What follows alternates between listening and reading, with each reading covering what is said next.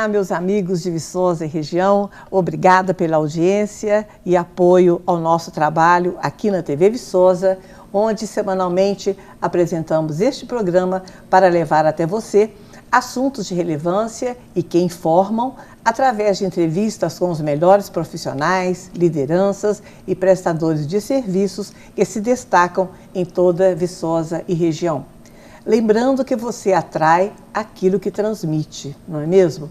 E no encontro de hoje, uma entrevista com o professor Per Christian, admirado professor Per Christian, não é? Que ele foi professor da UFV durante 25 anos e hoje ele é diretor acadêmico da Univiçosa, mas nós vamos conversar sobre o livro que ele lançou recentemente, muito interessante, As Aventuras de um Brasileiro Nascido na Noruega. E nós vamos ver por que ele escreveu esse livro, como que foi toda essa história. Tudo ótimo, professor? Tudo ótimo, muito bom. Muito obrigada por ter prazer vindo. Estar aqui. Prazer imenso entrevistá-lo. Mas o senhor também é escritor.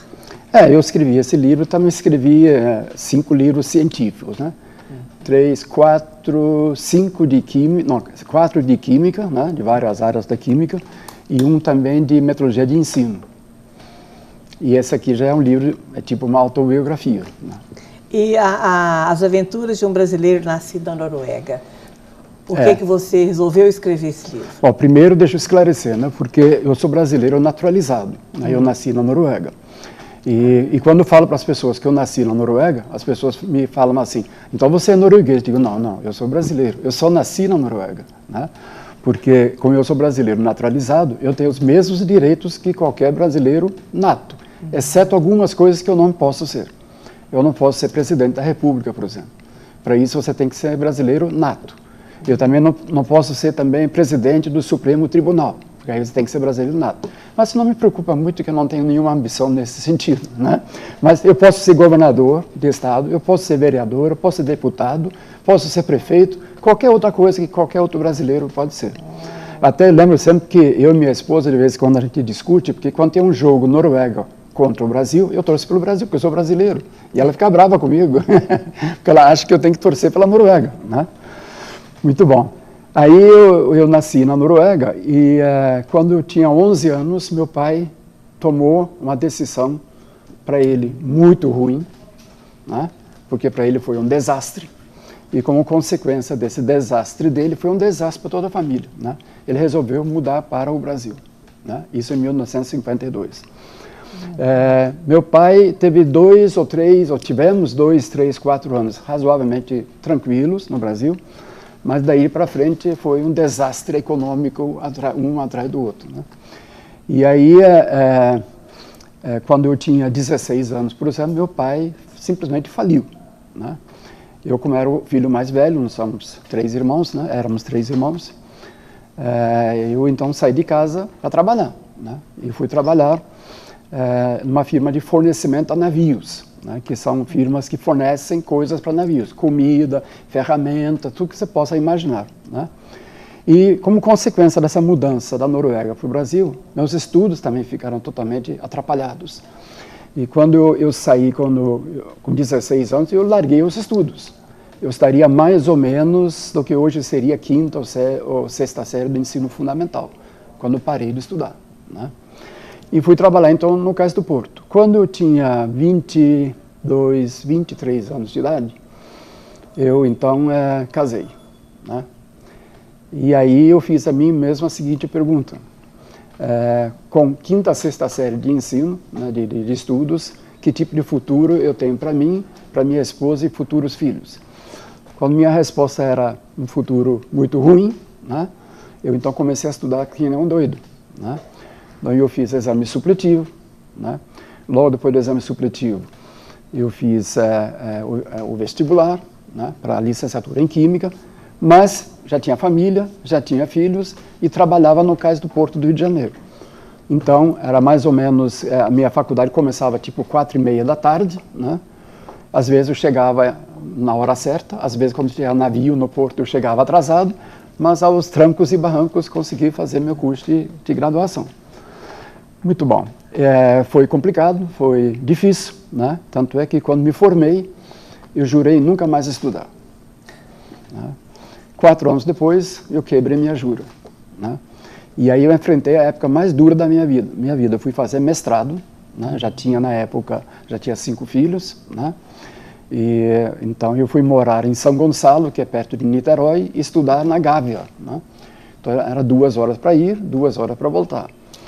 Embora eu tivesse uma bolsa do CNPq na época, mas com a família isso não era suficiente. Então eu comecei a dar aula à noite, né? Então eu fazia meu mestrado de dia, dava aula em vários lugares à noite. Então depois do meu mestrado eu estava realmente exausto. E aí jurei nunca mais estudar. Aí 4 anos depois quebrei novamente minha jura, fui fazer doutorado nos Estados Unidos. Então eu fiz licenciatura em Química, né? Na época eu só tinha uma ideia na minha cabeça, fazer um curso superior. Né? Para mim não estava muito claro qual deles, né? Mas eu queria de qualquer maneira fazer um curso superior. E tive várias opções, né? Pensei em várias possibilidades. Eu sei que minha última escolha ficou entre a matemática e a química. E escolhi a química porque eu vi na química mais opções de trabalho. Né? Porque quem faz licenciatura em matemática está praticamente fadado a ser professor.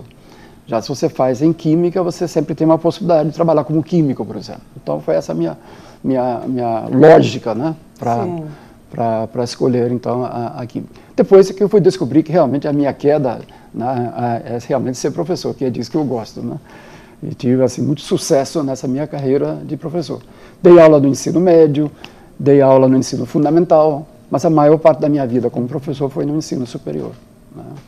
E aqui na UFV, né? Não, na UFV eu trabalhei, mas só que antes disso, olha só, eu fiz meu curso de Química na Universidade do Estado do Rio de Janeiro. Depois de formado, eu fui trabalhar num colégio em Friburgo, chamado Colégio Nova Friburgo, que era sustentado pela Fundação Getúlio Vargas, que era considerado na época o melhor colégio do país. Né? E realmente para mim foi uma maravilha esses 4 anos que eu passei Depois lá. do doutorado, então, que você veio para Viçosa? Não, depois do mestrado que eu vim para Viçosa. Quando eu estava fazendo mestrado, eu dei aula na Universidade Federal Fluminense, eu dei aula no Instituto Militar de Engenharia, dei aula na própria PUC, onde eu fazia meu mestrado, né? Mas só que era uma vida tão agitada, eu sempre lembro que eu falava assim para meus amigos, assim, quando eu acabar esse mestrado, vou sair dessa cidade grande, vou me mudar para o interior. E um dia um colega chegou perto de mim e falou, você está falando sério? Você quer mudar para o interior mesmo? Eu falei, quero. Você quer ir para Viçosa? Eu falei, onde é que fica? Né? Ele tinha tido um contato com alguém que já trabalhava no departamento de Química e foi para lá. Agora, uma coisa importante... E aqui você relata essa história, relata toda essa história. Essa história toda. Universidade Federal de Viçosa, parte 1, capítulo 10. Isso. É porque eu fiz 2 partes. A parte antes de ir para os Estados Unidos, que foram 4 anos, depois fui para os Estados Unidos, depois voltei. Então, por isso que eu dividi em parte 1 e parte 2. Agora, o principal motivo de eu escrever esse livro é uma coisa que é como se fosse mostrar para as pessoas que se você quiser, se você tem vontade, né, não importa os obstáculos, né? É uma questão de você, se você quer, você consegue. Inclusive, eu dou muitas palestras para estudantes da Univiçosa, por exemplo, e principalmente aqueles alunos que estudam à noite, eu sempre digo assim para eles, vocês são heróis, porque vocês trabalham de dia e estudam à noite. Vocês são heróis assim como eu fui herói, mas vocês não são pobres coitados. Vocês não têm que ser tratados de maneira diferente porque trabalham e estudam. Heróis vocês são, pobres coitados não. Né? Ou seja, o que acontece? O curso noturno ele tem que ser tão bom quanto um curso diurno, não tem que fazer essa diferença. Então, o engenheiro que estuda à noite, se forma engenheiro à noite, ele tem que ser tão bom, ele tem que ter uma formação tão boa quanto uma pessoa que faz engenharia de dia. Isso é uma coisa que eu sempre torno bastante claro. Por quê? Porque tem muito aluno que diz, não, mas eu trabalho, eu não tenho tempo para estudar. Não existe. Né? Como diz um amigo meu. Tem que dar um jeito, Tem que dar um jeito. Um amigo meu diz assim, o dia tem 24 horas para todo mundo. Né? Então, é só uma questão de se organizar. Inclusive, aqui, ó, você dedica este livro à sua esposa, né, Ronei, sem a qual nunca teria chegado ao lugar que chegou, né? E também aos filhos Elizabeth, Margarete, Henrique, não é? Willer e Françoise. Isso. Esse é o seguinte, a minha esposa sempre me deu muito apoio, sabe? Tanto é que tanto minha tese de mestrado, minha tese de doutorado e todos os meus livros eu dedico a ela, né? porque nós passamos bons apertos no início do nosso casamento, com certeza, para conquistar o que você conquistou, exatamente. Do jeito que foi. Né? Nós casamos, não tínhamos nada, nós fomos morar... contra a maré o tempo todo. Nós fomos morar num quarto mobiliado, quando nós casamos. Em Santos, eu fui trabalhar em Santos, fiquei em Santos durante uns 4 anos. E chegava em casa meia-noite, 1 da manhã. Principalmente... Dando aula, estudando, morando longe. Tinha uma época que meus filhos, por exemplo, eles estranhavam, perguntavam à mãe assim, quem é esse homem aqui? Que eles só me viam aos domingos, basicamente, né? Porque eu chegava em casa, eles estavam dormindo, né? Eu ia embora, eles ainda estavam dormindo, né? Então, esse é como se fosse, de uma certa maneira, embora seja uma autobiografia, na realidade, a minha ideia era um livro não de autoajuda, que eu não gosto muito dessa palavra, não, mas assim, de ser um livro de... Servir de exemplo, de né? mostrar para as pessoas né, que você pode, se você quiser, é uma questão de você querer. Coragem, né? tem que ter coragem. E ter foco, determinação. Exatamente. Né? Eu quero isso, eu tenho de conseguir. Exatamente. Eu sempre falava com meus filhos, hoje todos eles têm curso superior, né? Eu sempre falava assim para eles, palavras são as coisas mais baratas que existem. Ou seja, você vai, eu vou fazer isso, eu vou ser aquilo. Não, se você não coloca ação atrás das suas palavras, nada disso vai acontecer. E para a gente encerrar a nossa entrevista de hoje, qual que seria a orientação que você passa para a juventude de hoje? Olha, estudar, né? Tem que estudar. Né? E hoje em dia, inclusive, o que acontece? O mercado de trabalho é cada vez mais competitivo. Forma-se cada vez mais engenheiros, cada vez mais advogados, cada vez mais médicos, né? Então, o que acontece? Nós temos que estudar muito. Então, realmente, e ter uma meta muito clara na sua frente. Né? Eu quero chegar naquele lugar. E para chegar lá, é só uma questão de caminho. Eu costumo falar, inclusive, eu pergunto às pessoas assim, você faz um doutorado? Eu pergunto assim, você tem que ser muito inteligente? Resposta, não. Né? Tem que ser esforçado. Tem que ser esforçado.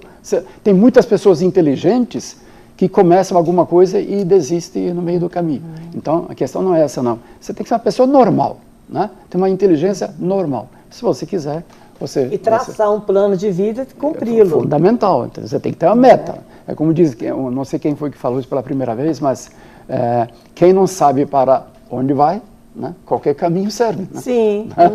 Então, o vento não sopra, né? Para quem não sabe para onde vai. Isso mesmo. Não existem ventos favoráveis para quem não sabe para onde vai. Sim. Então você tem que saber muito claramente para onde você vai. Sabe? Agora, nunca esquecendo também de viver, sabe? Né? A vida não é só trabalho, né? A pessoa tem que trabalhar muito, tem que estudar muito, tem que se divertir muito também. Né? E você conseguia se divertir? Consegui, sempre consegui. Ah, sim, gosto de tomar minha cervejinha, gosto de fazer meu churrasco, jogo meu futebol até hoje. Joga futebol até hoje? Jogo até hoje, jogo mal, mas jogo. Né? Você joga futebol? Mas... Jogo futebol 2 vezes por semana. É mesmo? É por isso que está em forma desse jeito. Eu já corri a volta da Pampulha não sei quantas vezes, a São Silvestre não sei quantas vezes. Né? Então sempre manter ativo e sempre... Saudável, né? E tem um tempo para viver, isso é muito importante. Dá-se um jeito, né, Dá-se um jeito. Agora, o trabalho é fundamental na vida da pessoa, né? Claro. É fundamental. Foi um prazer imenso entrevistá-lo, professor. Eu quero te dar um livro, né? Eu vou te autografar. Né? Isso. Espero que você leia. Né? Gente, filma aí, tá? Ele autografando o livro para mim. Meus amores, por hoje é só. Daqui a pouco a gente volta para o segundo bloco do programa. É rapidinho.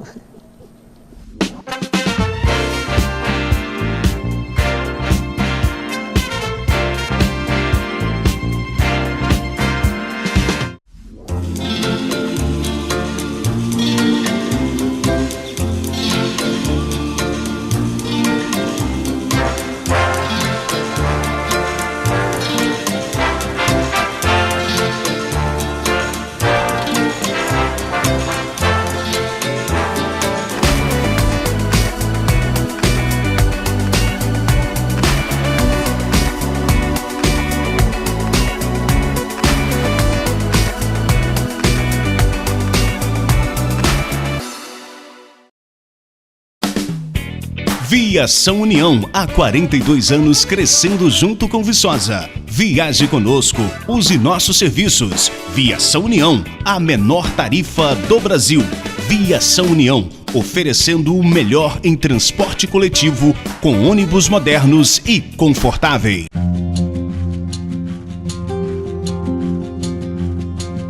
Olá, minha gente, não tem algo mais triste do que o pai e a mãe não ter aonde colocar os seus respectivos filhos. Foi pensando nisso que nós estamos construindo a creche da EV, uma creche ampla, com acessibilidade, para acolher mais de 200 crianças. A inauguração é neste ano, no ano de 2019. Não é isso, Ana? Exatamente, está prevista essa inauguração, um espaço apropriado para as crianças e, como a Adélia Prado fala, um sonho não morre. Então todas as crianças vão ter a chance, né, de estar aqui num espaço adequado, pensado para elas.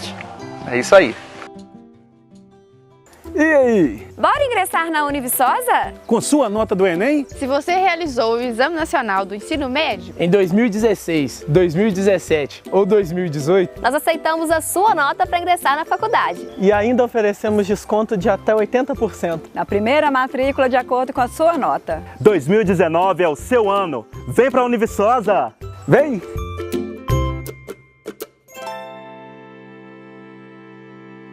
Autoridades presentes, público, todos que nos ouvem e a todos os meios de comunicação, desculpa o meu nervosismo. Eu estou impressionado com a situação aqui. Eu trouxe a situação da minha cidade. Desde 2013 que eu brigo por causa disso na minha cidade. Em 2015, no meu mandato de vereador, meu primeiro, inclusive até do partido do deputado Sarmento Rodrigues, eu trouxe esse problema para aqui, mas eu vi a dimensão dele agora é muito maior. Na minha cidade, eu afirmo que existe cartel, eu afirmo. Eu tenho documentos. Por quê? Parabéns, deputado Cleitinho, eu apoio totalmente esse projeto seu, tem que ser dessa forma. Eu vim brigar aqui por causa disso, eu não sabia do seu projeto. Mas eu afirmo, por quê? Na minha cidade, apareceu um fabricante novo lá. Eles brigaram entre eles. Ficaram meses vendendo a placa lá por R$50 no par. Mas não aconteceu o que o deputado Sarmento Rodrigues falou. Eles fizeram um cartel de 50, repassaram essa placa para os despachantes por quase R$200. Hoje eu falo que eu conheço 90% dos despachantes da minha cidade. Eles são honestos, tá? Eles são honestos. Agora, os fabricantes que estão fazendo isso lá são totalmente desonestos. Eu afirmo que tem cartel lá. Por quê? Eu tenho nota fiscal de placa sendo vendida a R$50 na minha cidade. E hoje é mais de R$200. É um pouco menos para o despachante, quase 200, mas é mais de R$200. Eu não achei, eu procurei comissão procurei PROCON, procurei todos, vim aqui na audiência pública 2015, simplesmente, de certa forma, segundo o deputado, o presidente da comissão de segurança pública falou que a lei, de certa forma, deixaria essa oscilação de preço. A lei, de certa forma, a oscilação teria que ter. Mas eu não comungo que a gente tem plena liberdade, né? Não estou num país democrático, vamos dizer assim. Eu não posso deslocar na minha cidade, igual o senhor falou, deputado, e descer até Ponte Nova, que se eu for de carro e gastar gasolina, eu compro a placa lá pela metade do preço da minha cidade. Esse projeto é bem-vindo demais. Então isso me deixa triste, chateado, igual o senhor falou. Eu defendo o povo, eu sou representando o povo. Com isso, nós não achamos mais meios de cobrar mais e de brigar pela situação. Nós entramos contra o Estado. Eu e mais 9 vereadores fizemos um documento e entramos contra o Estado. Inclusive, eu quero entregar os documentos para os senhores. Mas na minha cidade, eu afirmo que tem cartel. Não pode funcionar. O cidadão não merece o que está passando lá. Se ele pelo menos pudesse colocar, de acordo com o projeto do senhor, até a Ponte Nova, comprar uma placa por R$100, desde 200 e tanto da minha cidade, tudo bem. Mas eu não pode fazer isso. Ele fala de concessão, não sei se a palavra é certa é essa. Eu tenho que comprar de tal região. Isso é errado. Eu vou ter que comprar da região minha por quê? Nós não estamos em liberdade de vir. O país não é democrático. Eu não posso, como cidadão, fazer isso. Então eu vim aqui para passar isso para vocês, mas eu estou vendo que a situação é muito pior. O que está acontecendo na minha cidade, perto do que vocês estão falando, é nada. Eu pensei que a situação da minha cidade era pior de todas. Não é não. Eu acho, espero, hoje, já tem desde 2013 que estou nessa luta, que saia daqui mesmo uma solução. Porque hoje eu tenho vergonha dos meus eleitores, que não são só meus, na minha cidade pequena, falando o que vocês fizeram para defender a nossa situação. Eu, como representando o povo igual o senhor, deputado, eu tenho passado uma situação muito difícil na minha cidade e todo meios que eu procuro para resolver, de certa forma, tá, a lei protege. De X a X ele pode vender a placa. Eu não achei prego. O deputado Rodrigo, em 2015, me deu a resposta, ele simplesmente falou, não, tá lei. Então isso para mim pode ser legal, mas é imoral. O cidadão, não só mineiro, o cidadão brasileiro precisa de um pouco mais de respeito com seus gastos.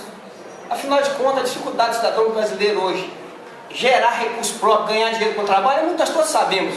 Num país que tem uma inflação ilusória, a gente sabe que essa inflação está ilusória. Então assim, eu queria agradecer a oportunidade de estar na casa falando, eu queria agradecer ao senhor pelo projeto, eu queria agradecer a todos os deputados presentes e a meu ex-colega de partido, PDT, que nós dois hoje não estamos no mesmo partido, e dizer, vou ficar muito agradecido aos senhores, vai ser uma vitória do cidadão viçosense, Carlito Alves, meio que meu apelido na cidade lá.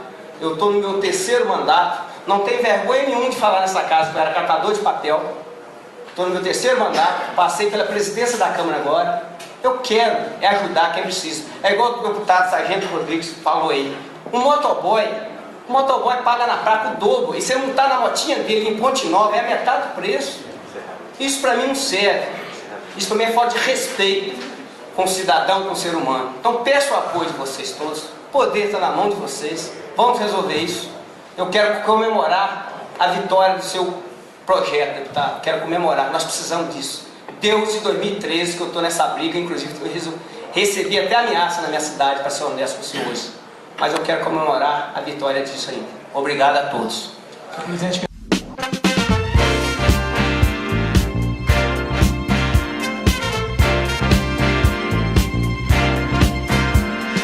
Oi, pessoal. Já estamos de volta e agora para entrevistar a professora Vanderleia de Queiroz, gestora do curso de Engenharia de Computação da Univiçosa. Tudo bem, minha querida? Tudo bem, Soninha. É um prazer estar aqui. Muito obrigada pelo convite. Prazer é todo meu em recebê-la. E como que está o curso de Engenharia de Computação na Univiçosa? Nós estamos agora, né, como você sabe, com um curso novo, na 2ª turma, né? Nós temos agora mais 25 ingressantes, tivemos agora no vestibular, né? Então estamos recebendo esses meninos lá na Univiçosa dessa vez. Tem meninas agora também. Tem meninas também? Tem uma menina também. Porque a engenharia de computação é uma área que vem crescendo muito também, né, professora? Além de ser uma nova opção de graduação da Univiçosa, o mercado também já está absorvendo esse povo mais inteligente, né? Né, esse povo que gosta de desafios, né? Que consegue enxergar os problemas, mas também as soluções, né? Que nós podemos desenvolver para resolvê-los. E qual que é o perfil do estudante de engenharia de computação, além do que a gente já imagina? A gente já imagina que realmente goste de... Extremamente inteligente. Matemática, né? Que seja uma pessoa conectada, criativa, né? E que goste de realmente resolver problemas, né, Soninha? E que seja focado também. Que tenha muito foco, E o foco, na verdade, a gente vai desenvolvendo, né? Ao longo também da graduação, a gente vai desenvolvendo essas habilidades mesmo de focar, né? E de encontrar os problemas e juntar, né? O conteúdo, as ferramentas que ele já vai absorvendo, tendo, né? Com o mercado, com as necessidades, com as demandas. E o curso na Univiçosa, ela oferece o diferencial, né? Sim, sim. Na Univiçosa, até não só na engenharia de computação, como na Univiçosa como um todo, nós nos preocupamos muito, Soninha, com a personalização do ensino e da aprendizagem, né? Então, o aluno é tratado muito individualmente, nas suas demandas. É lógico que nós temos disciplinas básicas, por exemplo, né, que tem um maior número de alunos, mas esses alunos têm um suporte, um acompanhamento muito de perto. Por exemplo, nós temos um núcleo de apoio psicopedagógico, que atende, né, são os professores e alunos da psicologia que atendem os alunos, que ajudam com relação a método de estudo, né, uma agenda, de avaliar as suas atividades. Então, nós conseguimos fazer isso bem de perto com eles. Isso é muito importante, isso é um diferencial muito, muito grande. E quais as oportunidades para os futuros engenheiros de computação? Nossa, são infinitas, né? Os meninos podem atuar desenvolvendo sistemas embarcados, né? Desenvolvendo aplicativos, trabalhando com robótica, automação, né? Comercial, industrial. Então, são várias habilidades, né? Que eles podem desenvolver e depois atuar. E, inclusive, né, assim, vocês poderiam me perguntar o que eles vão trabalhar no futuro. São muitas opções e o mercado muda muito, está mudando demais, né? Até pouco tempo, quem imaginaria que teríamos motoristas de Uber, né? Como imaginaríamos que teríamos, por exemplo, jogadores de League of Law, né? E ganhando muito com isso. Né? E como a gente nem imagina como que através de um aplicativo você poderia ver ali o que você está sentindo, o que é melhor fazer, você vê, lembrar de tomar remédio, são aplicativos assim infinitos, né? Exatamente. Infinitas aplicações, né? Um estudo agora, eu estava observando lá foi na USP, em São Paulo, de usar o acelerômetro do celular para indicar para o idoso a possibilidade de ele tomar uma queda, por exemplo. Então, avalia o comportamento dele, né? Então, o sistema, o aplicativo vai captando o comportamento da caminhada dele e, dependendo se ele sai daquele padrão, já vai emitir um sinal. Então, ou seja, são infinitas possibilidades. E na Univiçosa tem um diferencial que eu acho muito interessante, Soninha, é que nós temos lá várias outras áreas, né? Tem as engenharias, mas temos também a arquitetura, né? E a enfermagem, psicologia, né? Fisioterapia, veterinária, que demandam muitas soluções, né? Então, os alunos de engenharia de computação estar nesse mesmo ambiente, com essas diferentes áreas, também é um espaço muito rico para explorar a criatividade, né, e atender demandas ali, desenvolver novos equipamentos, novas soluções que tenham software e hardware embarcados, né, juntos. E sem sombra de dúvida, o aluno fica preparado para este cenário também. Sim, né? E é uma preocupação nossa, né, Soninha? O Fórum Econômico Mundial... Como vocês fazem para preparar? O Fórum Econômico Mundial, ele tem uma lista de 10 habilidades, ele faz um trabalho e aí ele coloca 10 habilidades para o profissional do futuro, né? A primeira habilidade é resolução de problemas complexos. Agora, imagina num ambiente como a Univiçosa, com tanta integração entre os cursos, né? Dá para a gente ter contato com vários problemas complexos e aí propor projetos para poder gerar soluções. Outra coisa importante demais é a característica do profissional do futuro de ter um pensamento crítico, de avaliar os pontos fortes, os pontos fracos das soluções apresentadas por ele mesmo, de olhar de diferentes perspectivas. Então, tudo isso é muito importante. Aprimorar o conhecimento, né? Isso, a criatividade. Então, o que nós fazemos? Nós trabalhamos durante a graduação com essas habilidades, que não são só habilidades técnicas, mas principalmente habilidades comportamentais, né? Por exemplo, trabalho em equipe. Né, a questão de fazer julgamentos e tomada de decisão baseada em dados. Num trabalho que eu dei recentemente na disciplina de Introdução à Engenharia, eu coloquei os meninos para avaliar a apresentação dos outros. Não somente essa avaliação, são vários itens a serem avaliados. Certo. Eles levaram um choque. E eu vou avaliar o trabalho do meu colega? Eu falei, sim. E olha aí, você vai coletar informações para tomar a sua decisão. Justamente para quê? Para desenvolver essas habilidades. Entendeu? Outra habilidade importante que a gente procura desenvolver é a questão da inteligência emocional. Por quê? Saber receber um não, seu trabalho precisa melhorar, né? Receber uma crítica, ou então essa solução que você apresentou, ela atende, mas não é a melhor, vamos procurar uma outra. Então, essa capacidade de você receber um não ou receber um sim e saber lidar com ele. E que hoje a juventude, né, tem uma certa dificuldade em escutar e tomar esse tipo de atitude. Né? E especificamente, em se tratando do curso de engenharia de computação, é mais difícil, sim? O perfil dos jovens hoje, né, existe um padrão. A gente sempre imagina que essa moçada aqui da computação é mais exigente, mais... gosta muito de tecnologia, né? Sim. Mas o comportamento assim, é bem parecido. Mas a gente nós montamos 3 grupos de estudos nesse período, justamente para poder... envolvê-los mais, né? Porque nos primeiros 4 períodos são muitas disciplinas básicas, né? Tem os cálculos, tem as físicas, né? Então, por exemplo, um grupo é de soluções para ambientes controlados. Então, nesse grupo, eles vão buscar coisas que já existem, eles não podem desenvolver ainda, mas buscar o que já tem para justamente aguçar a curiosidade, né? Sim. Um outro grupo é o grupo de robótica e codificação, ou seja, aprender a montar os robôs e utilizar diversas formas de programar. Que hoje até criança, adolescente está programando nas escolas. Então, o nosso objetivo também é levar esses alunos depois para as escolas para que eles repassem, né, para o ensino médio, ensino fundamental, essa habilidade de programação. E também sabemos que quando o aluno ensina, ele aprende muito mais. Claro. Né? E um outro grupo de lixo eletrônico, também, que aí envolve essa questão ambiental. Para poder recolher esse lixo, reaproveitar, pega os computadores usados, o que serve, o que eu posso reutilizar?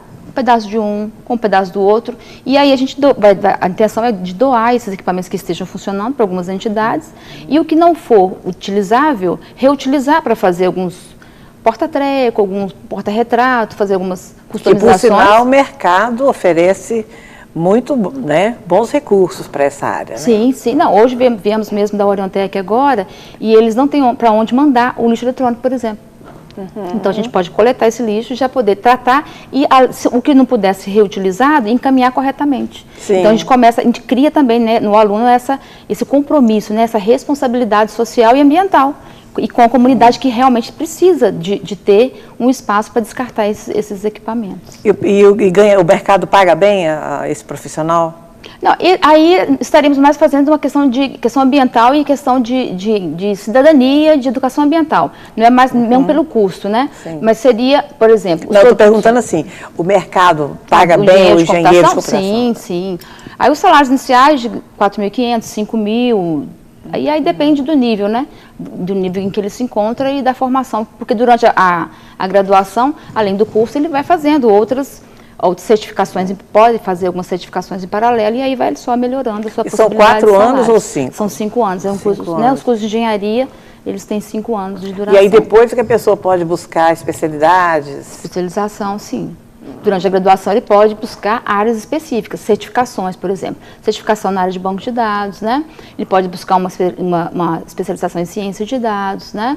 Uma especialização em Linux, né? Na Microsoft, em Oracle. Então, tem várias certificações que ele pode estar buscando em paralelo. E depois, uma pós-graduação, né? E a sua orientação para a moçada que gostaria de fazer esse curso lá na Univiçosa? Olha, é um curso assim desafiante, né? É um curso que dá muitas oportunidades, porque independente da área que você tenha mais identificação, você pode direcionar o curso para aquela área com muita tecnologia, né? Muita ferramenta para poder prestar um serviço, oferecer novas soluções, né? Então, se você tem interesse em desenvolver soluções com tecnologia e inovação e empreendedorismo, então vá fazer engenharia de computação conosco. Professora, foi um prazer imenso entrevistá-la. Até breve. Muito obrigada. Obrigada a você e até mais. Tudo de bom. Pessoal, por hoje é só. Voltaremos na semana que vem, se Deus quiser. Obrigada pela audiência. Um abraço a todos e um bom final de semana.